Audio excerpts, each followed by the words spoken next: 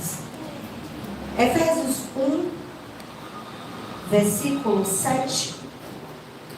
Vamos lá? Em quem temos a redenção pelo seu sangue, a remissão das ofensas, segundo as riquezas da sua graça. Pai, no nome de Jesus, nós te louvamos nessa manhã. Te louvamos por tua bondade e misericórdia, e porque o Senhor se fez presente, tem se feito presente. Muito obrigado, Senhor. Senhor, nessa manhã eu quero lhe pedir pela vida dos meus irmãos, para que o Senhor seja o Espírito da nossa mente, assim como o apóstolo Paulo falou. Que o Senhor inunde a nossa mente, destrave ela, para que possamos compreender as realidades da tua palavra. Senhor, eu te peço também, meu Senhor da glória, por mim, que o Senhor tenha misericórdia da minha vida e que eu possa ser um canal, Senhor, para que os meus irmãos possam compreender a tua palavra. Senhor, eu apresento a tua palavra. Jesus disse que elas são espírito e vida. Então nós entendemos que ela veio de um mundo espiritual para trazer vida para nós. Então cumpre o propósito para o qual ela foi designada nesta manhã. E por isso eu ofereço a minha vida, os meus lábios, para que o Senhor faça conforme a sua vontade. E desde já, meu Senhor, eu te peço que todo espírito que não louva o Senhor não tenha permissão para estar neste lugar. Que todo cansaço, todo peso, toda fadiga, toda distração seja dissipada do nosso meio pelo poder que há no nome do Senhor Jesus. E que a tua presença, a presença do teu Espírito, ela repouse sobre este lugar. Porque nós queremos, meu Senhor, mesmo sentado em cadeiras, nós queremos estar em um ambiente espiritual, como se estivéssemos na relva, sentados no chão, descansando e desfrutando da sua doce voz, no nome de Jesus. Amém, irmãos? Vamos lá. Irmãos, quando a gente começa, quando a gente vai do versículo 1 do capítulo 1 de Efésios, a gente vê que o apóstolo Paulo, ele começa a falar de algumas coisas. E essas coisas que ele fala montam um quebra-cabeça para que a gente possa entender o que Deus fez e o que Deus continua fazendo no nosso meio. Na eternidade passada, Deus, ele propôs algo. Deus planejou. Deus propôs algo para a humanidade. Como temos aprendido, fomos criados com um propósito muito definido. E aí quando você chega para Efésios capítulo 1, versículo 3, você vai ver Paulo escrevendo assim: bendito o Deus e Pai do nosso Senhor Jesus Cristo, o qual nos abençoou com todas as sortes de bênçãos espirituais nos lugares celestiais em Cristo. O que Paulo está dizendo? Que em Cristo Deus nos abençoou.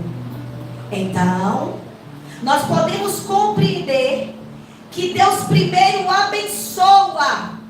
Deus primeiro coloca a mão, depois Ele dá o destino. Só que a bênção de Deus não está nos lugares. A bênção de Deus repousa em Jesus. E todos aqueles que estão em Cristo podem ter a certeza de que são abençoados. Nós não somos abençoados porque somos bons filhos. Não, o princípio não é esse. Ainda que haja uma bênção para todos aqueles que honram pai e mãe. Mas o fundamento de todas as coisas é o próprio Cristo. Para que você seja alguém abençoado, você tem que estar na pessoa dele. E aí o apóstolo Paulo diz assim: bendito é o Deus e Pai do nosso Senhor Jesus Cristo, o qual nos abençoou com todas as sortes de bênçãos nas regiões celestiais em Cristo. Não existe bênção fora de Cristo. E aí ele continua dizendo assim: como também, ou seja, Ele não só te abençoou em Cristo, mas Ele também, nesse mesmo Cristo, Ele te elegeu. Nesse mesmo Cristo, Ele te escolheu. Porque o princípio sempre será Cristo na frente de todas as coisas, no centro de todas as coisas. Nós fomos abençoados em Cristo. E porque nós estamos em Cristo, agora Ele te elege, agora Ele te escolhe. Ele não te escolhe porque você tem talento. Ele não te escolhe porque você tem eloquência. Ele não te escolhe porque você tem títulos, faculdades. Não! Ele olha para você, te vê em Cristo. E porque Ele te vê em Cristo, Ele diz: ei, eu te escolhi, porque você está no meu filho. E aí, como se fosse pouco, primeiro Ele diz que eu fui abençoado na pessoa de Cristo. Depois Ele diz que nós fomos escolhidos, eleitos antes da fundação do mundo em Cristo. E agora o apóstolo Paulo diz assim: e nos predestinou para filhos de adoção por Cristo.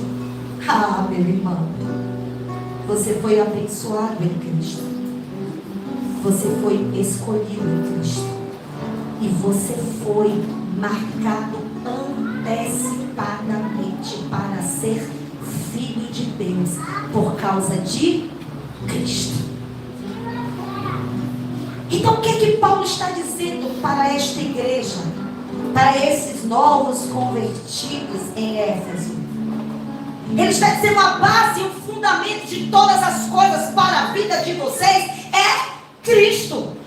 Pense em Cristo, se mova em Cristo, fale por Cristo. Irmãos, nós precisamos voltar e colocar Cristo na posição que pertence a Ele. E a posição de Cristo é estar no centro de todas as coisas. Está no centro da minha vida. Está no centro dos meus negócios. Está no centro da minha família. Está no centro dos meus relacionamentos. Se não tem Cristo, não tem nada. Se não tem Cristo, não tem vida. Se não tem Cristo, não tem prosperidade e riqueza. Não tem nada a ver com prosperidade. Ser próspero é muito mais do que ter cédulas na sua conta. Ser próspero é ter satisfação completa, é ter contentamento completo em Deus. Ser próspero é para aqueles que estão em Cristo. Só que tem um detalhe: Ele te abençoou em Cristo, Ele te elegeu em Cristo, Ele te marcou antecipadamente para que você fosse filho de Deus por causa de Cristo. Mas nós caímos. E é por isso que os próximos versículos ele está falando de algo que nós carecemos, algo que a humanidade precisa. O apóstolo Paulo primeiro ele traz a realidade daqueles irmãos de Éfeso, abençoados, escolhidos, predestinados por causa de Cristo. Mas tem um detalhe: mesmo com todas essas coisas, ele diz que nós fomos predestinados, eleitos antes da fundação do mundo. Mas nós caímos. Nós falhamos. Nós somos um povo corrompido. E por mais que a gente se esforce para fazer as coisas certas, a gente sempre tropeça. Porque há uma essência dentro de nós, na nossa alma.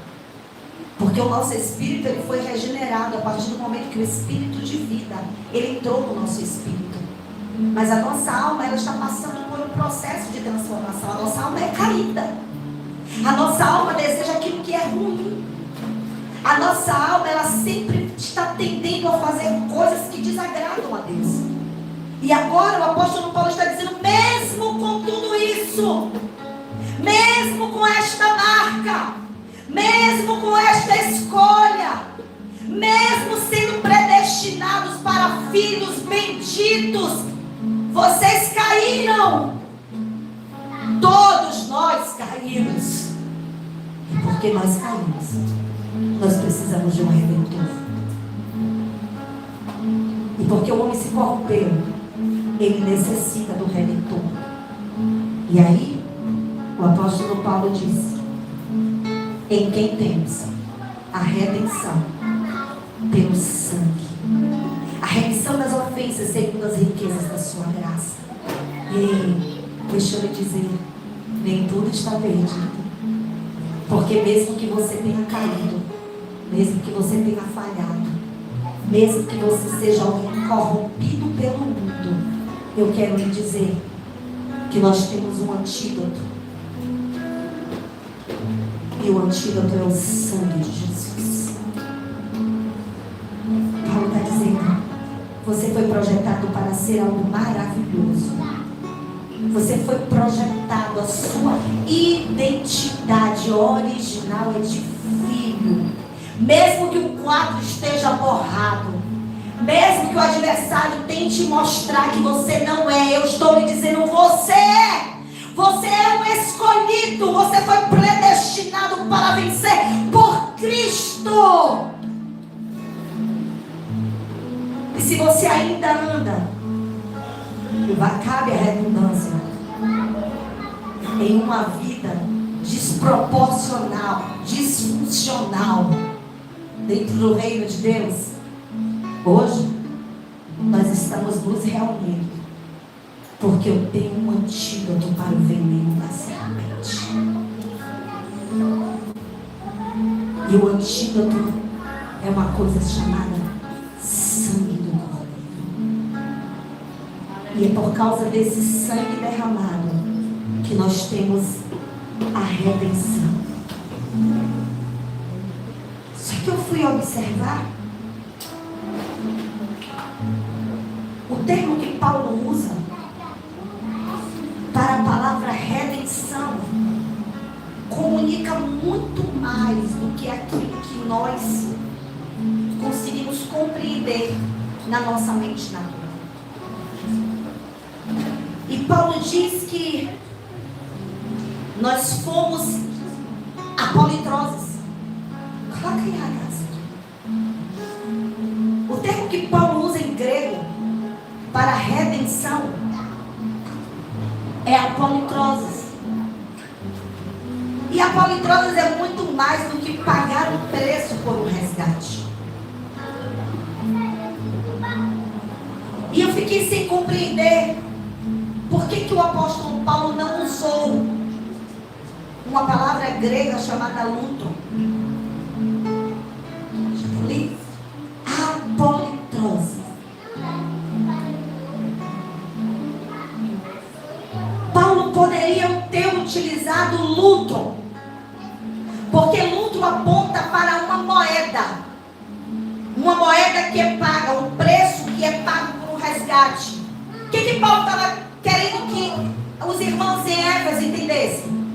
Se Paulo usa a palavra lutron, que significa resgate também, era como se Paulo estivesse dizendo assim: ei, meus queridos, nós caímos, fomos abençoados, mas caímos. E porque nós caímos, nós precisamos de um redentor. E esse redentor, ele coloca a moeda em cima da mesa para pagar a sua dívida. Isso é luto. Só que a igreja de Éfeso, ela foi formada de um povo que veio dentro do ocultismo. Eles faziam muitas bruxarias, muito ocultismo. É tanto que quando Paulo prega, as pessoas pegam seus livros de magia e levam para a praça, e eles começam a queimar esses livros. Eles começam a quebrar os pactos antigos que eles tinham com o antigo feitor. Só que tem um detalhe: o povo tinha medo. Os novos convertidos estavam com medo. Os mesmos que disseram: olha, Paulo, nós nos converteremos a Jesus, e que pegaram seus livros de magia e começaram a queimar esses livros, eles agora estavam com medo da retaliação. Eles estavam com medo das maldições. Eles estavam preocupados. Era como se eles tivessem trocado só de religião. E eles não tinham entendido que o ato de estar em Cristo era o mesmo que os fazer sair de um ambiente espiritual e entrar em outro ambiente espiritual. Era o mesmo que sair das mãos de um feitor e ir para as mãos de um Senhor. E agora, Paulo tem que mudar o discurso. E eu imagino Paulo dizendo: com vocês eu falo diferente.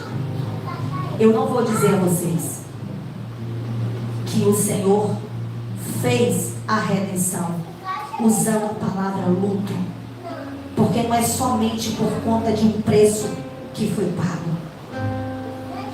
Ele está dizendo: vocês foram apolitrosos.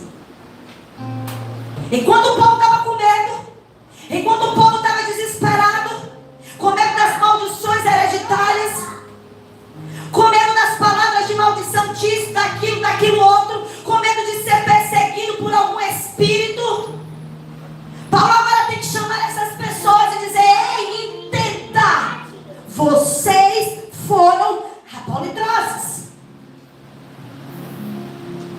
Porque o foco não era mais o resgate mediante um pagamento. Agora, o foco era outro. Era Paulo dizendo: ei, vocês saíram daquela jurisdição espiritual, do antigo dono, que lhes causava medo. E agora, ele perdeu o direito sobre as vossas vidas. E vocês foram levados agora para um outro ambiente espiritual. E nesse outro ambiente espiritual que vocês estão, o seu antigo dono não acessa. Ei, ele estava dizendo assim: o seu antigo dono te castigava, o novo dono te disciplina por amor, porque ele não quer te perder. Ei, o antigo dono lhe obrigava a fazer as coisas, o novo dono não. Ele só quer servos que se satisfazem em servir. Há um perfume, há um cheiro agradável nas narinas de Deus quando servimos a Ele por amor. Ei, meu querido, Ele não te quer por obrigação. Ele não te chamou, Ele não te chamou para ser um escravo encarcerado. Você é um escravo livre. Era isso que Paulo estava dizendo. A propriedade foi transferida. E aí Paulo faz uma cirurgia. E ele usa o prefixo apo, que significa para longe de.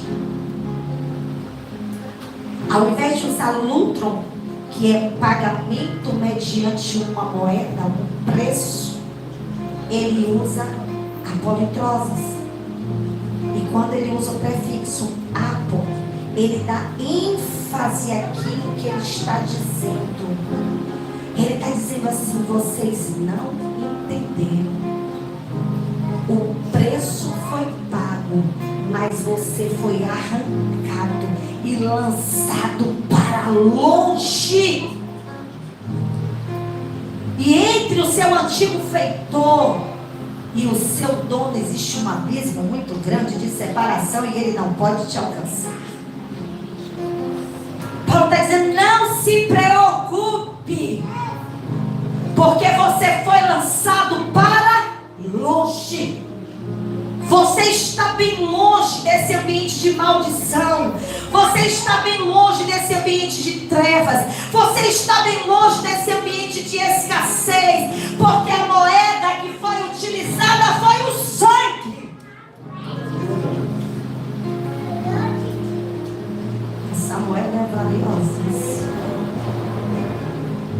É por isso que o sangue tem muito valor. Porque sangue é vida.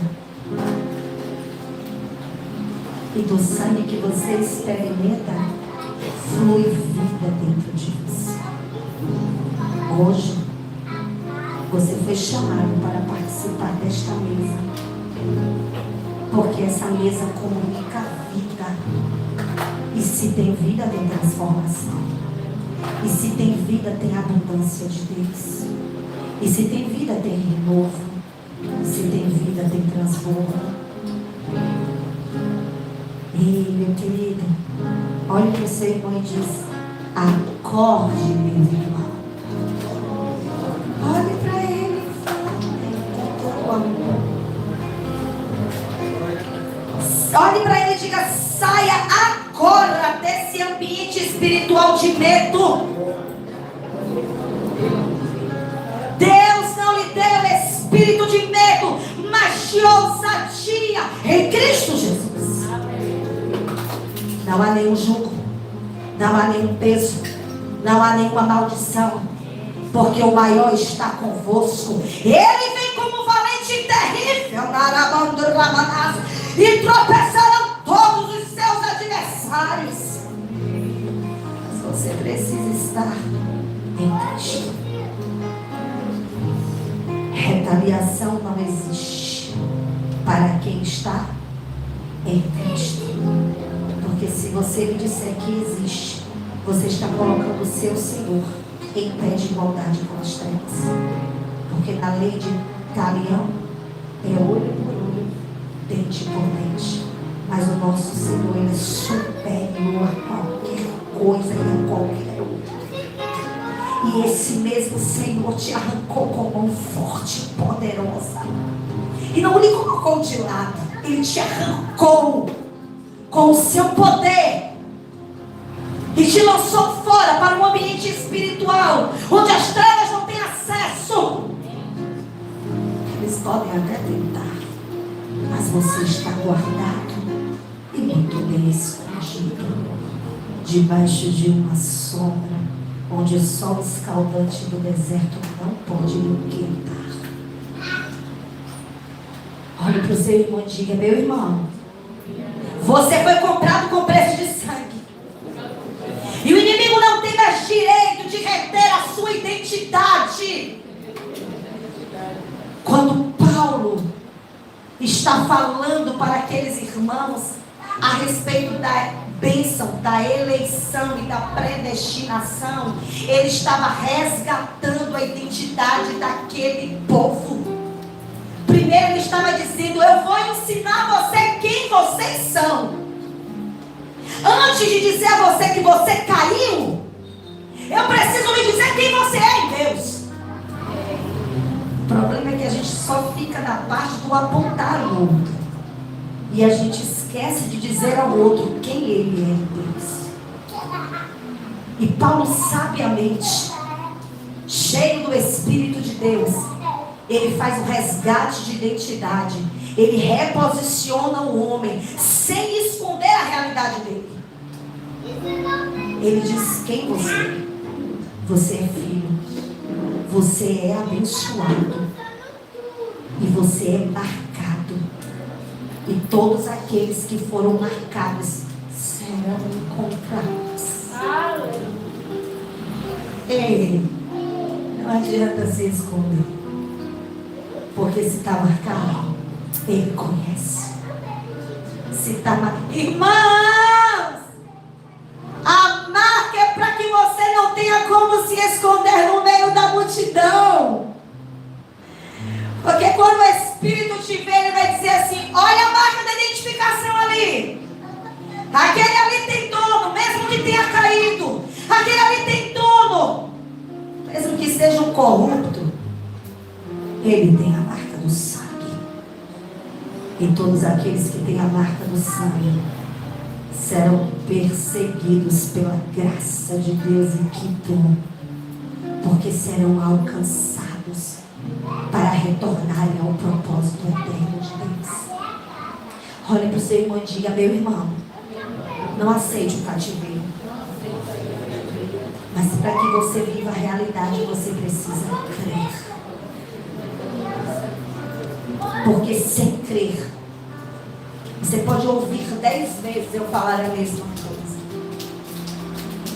Se você não crer naquilo que eu estou falando, todo esse sacrifício será inútil para você. Porque o sacrifício foi feito o cordeiro foi imolado. E ele está à disposição para cada um de nós. Mas para que isso tenha efeito na minha vida e na sua vida, você precisa crer. Vá para Hebreus. Hebreus 10, 19 e 20. Vamos lá? Vamos ler todo mundo? Hebreus 10, 19 e 20. Aleluia. Hebreus 10, 19 e 20. Aleluia. Vamos lá, irmãos? Hebreus 10, 19 e 20 diz assim: Tendo, pois, irmãos, ousadia para entrar no santuário, pelo sangue de Jesus, pelo novo e vivo caminho que Ele nos consagrou, pelo véu, isto é, pela sua... Ei, para um pouquinho. Quando a carne de Cristo foi rasgada, quando o soldado vai lá e fere o seu lado, era o tipo e figura do véu que estava sendo rasgado. Porque o véu foi rasgado, porque a carne dele foi ferida. Dele pode sair água e sangue. Ou melhor, sangue e água. E porque saiu sangue para a sua redenção, você agora pode fazer um caminho, o mesmo caminho que o sumo sacerdote fazia para entrar no Santo dos Santos. Porque o sacerdote, ele vinha com sangue nas suas mãos. É o sangue que te dá acesso à comunhão. É o sangue que faz você retornar ao propósito original. É o sangue que traz o resgate da identidade. E tendo um grande sacerdote sobre a casa de Deus, cheguemos-nos com verdadeiro coração e inteira certeza de fé. Tendo os corações purificados da má consciência e o corpo lavado com água limpa. É sangue e água. Sangue para a redenção. Água para a purificação. Sem esses dois elementos, você não tem comunhão com Ele. Sem esses dois elementos, não tem como você acessar a realidade de filho.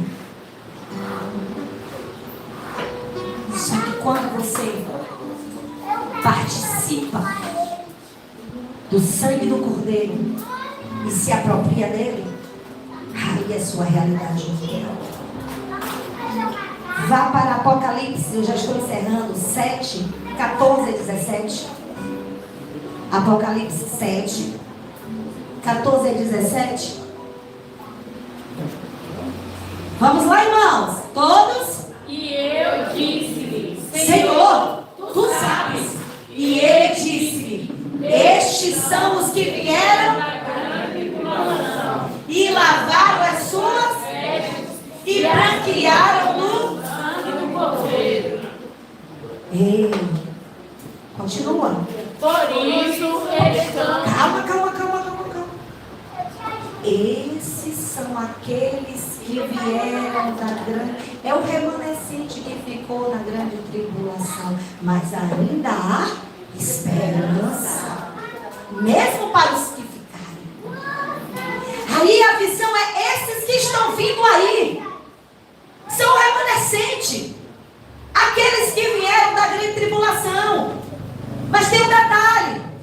Eles vieram da grande tribulação com as suas vestes brancas, limpas.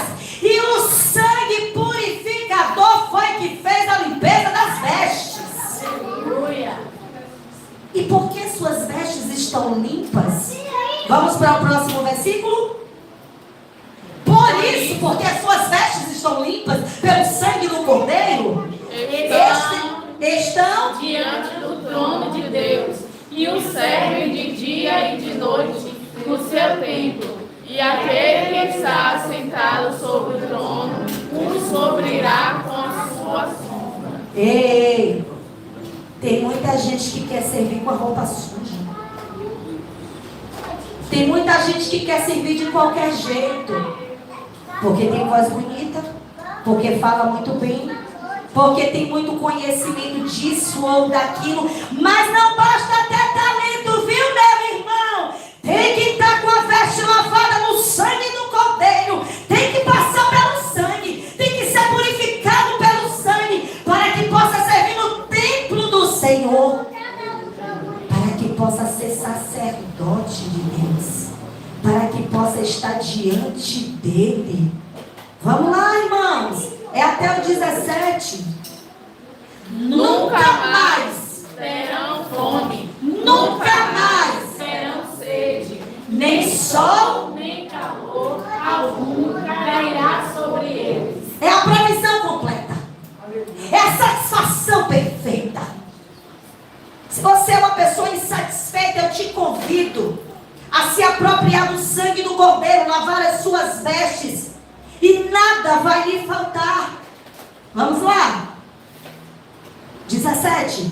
Porque o Cordeiro que está no meio do trono os apacentará e lhes servirá de guia para as fontes vivas das águas.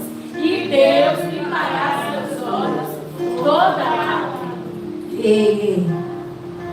porque você lavou as suas vestes com o sangue do Cordeiro.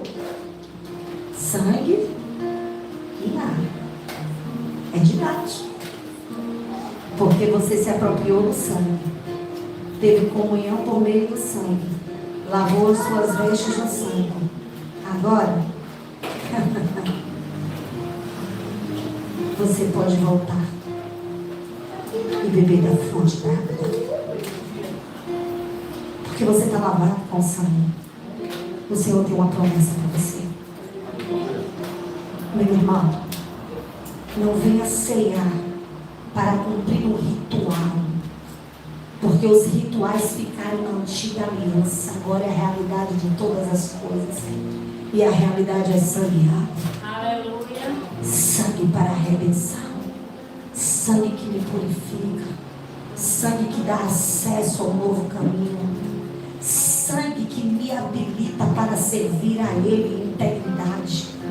Mas sangue que abre um caminho para que eu possa beber das delícias de Deus, da fonte, da água, da vida. O que está faltando? O que está faltando para você ser completo em Deus? Eu te convido a ceiar com consciência do que você está fazendo. Eu te convido a participar da ceia do Senhor, mas não tomar um cálice qualquer. É tomar do sangue e entender: Senhor, o sangue traz resgate de identidade. E porque eu tomo do sangue do Senhor, do sangue do teu Filho Jesus, eu agora posso te servir. Mas não somente te servir, eu posso participar da fonte da água da vida.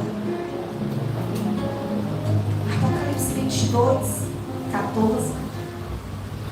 E se você acha pouco beber das delícias de Deus, eu te convido a comer dele. Porque tudo que Deus faz é completo. Ele não te convidaria para beber sem te dar o que comer. Vamos lá, irmãos. Bem-aventurados aqueles que guardam os seus mandamentos, para que tenham direito à árvore da vida e possam entrar na cidade pelas portas. Ei, só entra pelas portas da cidade aqueles que foram redimidos pelo sangue. O Senhor quer restaurar aquilo que foi perdido no reino. Porque o homem caiu. Porque o homem se corrompeu. 2 querubins passaram a guardar a árvore da vida. Agora, o caminho que foi fechado no passado está aberto pelo sangue do Cordeiro. E agora, porque o sangue foi derramado, você pode entrar pelas portas. E do outro lado, você vai ver a árvore da vida. E essa árvore da vida é o próprio Deus com os seus frutos nos alimentando, nos saciando e nos completando. Então, por que o medo? Por que a preocupação excessiva? Por que o desespero do mundo espiritual que tem poder de lhe atingir? O apóstolo Paulo disse: criei, por isso falei. Muita coisa do que você vive, meu irmão, é baseado naquilo que você crê e professa. Porque é o poder das nossas palavras. Só que você fala aquilo que você crê. Se você crê que você é um derrotado, você será um derrotado mesmo sendo filho. Se você crê que você é um fracassado, um inútil, que você não tem nada, você vai viver de acordo com as palavras que você liberou. Mas se você crê que você tem comunhão por meio do sangue, você vai viver como filho. E o filho, ele é bendito. Para o filho não falta nada. Você pode ter aflições nessa terra, mas não impute isso ao seu adversário. Não faça isso. Não faça como os irmãos de Éfeso, que eram imaturos e tinham medo de tudo. Não. Você foi apolitroses. O preço foi pago, mas você foi lançado fora para um outro ambiente espiritual. E nesse lugar é lugar de luz. Se as trevas tentassem penetrar nesse ambiente, deixaria de ser treva. Porque a luz atua no meio. Tudo ilumina. Deixaria de ser trevas da noite para o dia. Esse acesso é seu. Porque um dia, um homem chamado Jesus, o Filho do Homem, ele decidiu fazer o que você e eu não conseguiríamos fazer. Se fôssemos nós, teríamos desistido no meio do caminho, por medo. Mas ele não. Ele foi até o fim. Ele se humilhou. Ele se esvaziou. E tomou a forma de servo. E passou pela morte, a morte de cruz. E a única coisa que ele te pede hoje é: creia na minha obra consumada. Se aproprie dela. E retorne ao seu estado original.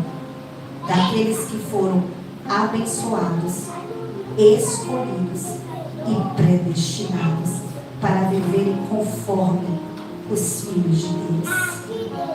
Vai falando comigo nessa manhã. Que o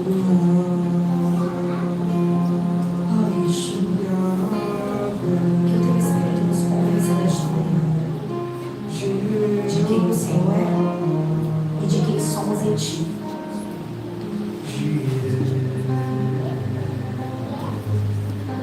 Não tenha medo, meu irmão. Olha para o seu irmão que está do seu lado e diga assim: você está precisando de ajuda? Olha para o outro. Olha para o outro. Olha para o outro lado, irmão. Pergunte para o seu irmão: você está precisando de ajuda?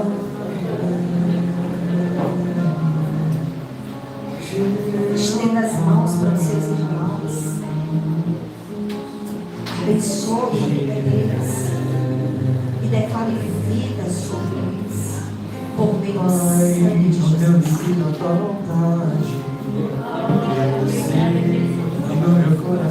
Abençoe seu irmão. Nessa manhã, abraça seu irmão. declare a vida de Deus sobre ele.